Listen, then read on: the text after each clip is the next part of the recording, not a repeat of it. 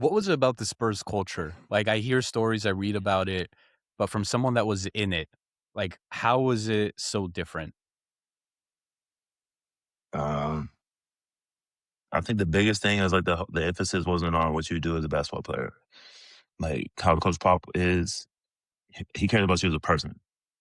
Like he cares about you as a man. Like how are you growing as a young man? You know, how are you looking after your family? How are you like?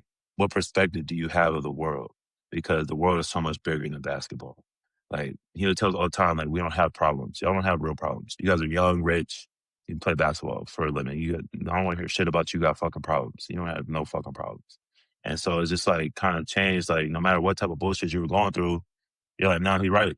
Like that's helped it reinforce that attitude of gratitude. And then you see Coach Pop like that, and then you see Timmy's the same way. It's like, well, shit.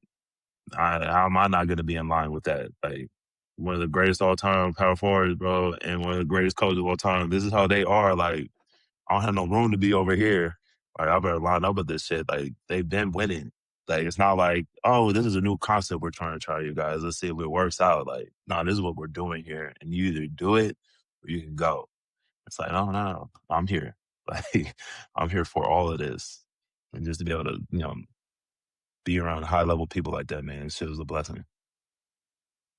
I It's interesting you brought up the whole perspective on problems. I was listening to, Samir from Colin Samir. It's this YouTube channel, they, like, interview other creators, but he was on a podcast, and he lost his house in the Palisades fire.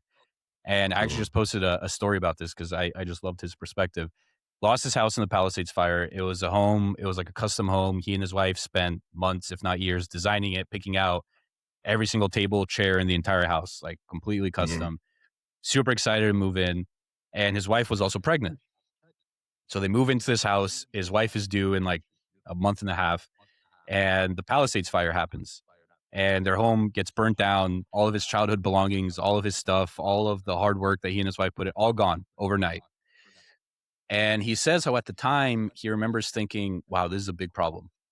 Like, I don't have my home anymore. I don't have my belongings. I don't have anything. This is a huge problem. And then his wife goes into labor, has their son, and his son is healthy. His wife is healthy. Everything goes well. And at that point, he was like, oh, he was like, you know what? My house burning down actually wasn't a problem. It was an inconvenience. It was nothing Mhm. more than an inconvenience, because a problem would have been if my wife, God forbid, didn't make it during the pregnancy, or there's something wrong with my son, or right, like that's a Yep. problem. That's a real problem. This house burning down, my belongings, that's an inconvenience. I'll figure it out. We'll get a new house. I'll get new shirts, like whatever. Those are all inconveniences. Mhm.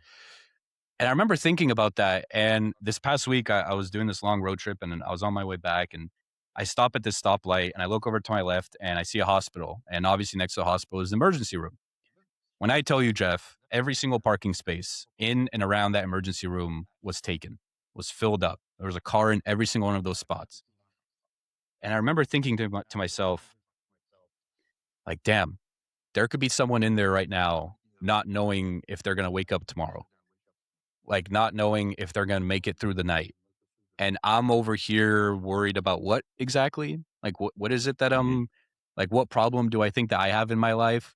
I'm in a car. I'm in this piece of machinery where I put my foot down on this pedal and it goes forward. And I have AC, I have music, I have access to any song ever made, I have access to any video on YouTube ever created. Like, what the hell am I complaining about? Like, there's people who may not see the sunrise tomorrow. And so I say all that, and that's why I love your story about Pop, because it's so true. Like, we think that we have all these problems in life, and like you kind of take a step back, and it's like, dude, like, what the hell am I complaining about? Like, at the very Yeah. worst, like, they may be inconveniences, like at the absolute worst, but there's certainly not problems. There's a lot of people in this world who have real problems. And trust me, what we go through living, in this country that, listen, is not perfect, but, like, and all the stuff that we have at our disposal. I'm in this home. There's a roof over my head. There's this fan is making it nice and cool in here, so I'm not sweating. Like, I, I'm on a podcast with you. I'm interviewing, Yeah, a exactly. former Yeah. NBA player. I'm listening to all your cool stories, your cool perspective. Like I met a new person today. Like I'm having a fun doing this. Like what the hell am I complaining about, Jeff? Like there's nothing to complain about. Like there really isn't. I have no problems, like it. Mm-mm. And that's why I love that Pop story so much. I'm glad you brought that up. Well, happy to Yeah. share it, man. It's something that stuck with me this whole time, and it's kind of shaped the way I look at coaching, the way I look at basketball, teaching younger kids how to be about it. There's a lot more to it than just being a basketball player. You know, we're really lucky and blessed to play a game and get paid for it, but that's not the end all be all, man. There's a big world out there and a lot of people going through a lot of shit. And, Yep. if you really want to honor this stuff, like be appreciative for what you got because it could be fucking worse, a lot worse. Yep.